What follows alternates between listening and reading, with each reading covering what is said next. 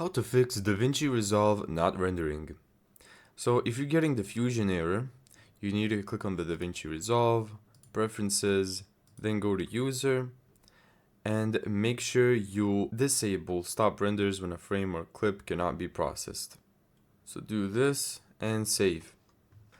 If you have a huge video that cannot be processed, you're going to select all of these, right click, and then go to New Compound Clip. Let's create, then right click again, and then go to Render Cache Color Output. If you don't see the red line, you need to go to the playback, and then go to Render Cache and select User. Here, as you can see now, you can see the red bar here.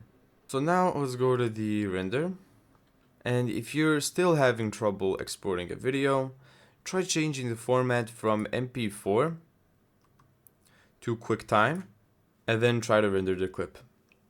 Thank you so much for watching this video. If you found this tutorial helpful, make sure to give it a thumbs up and subscribe.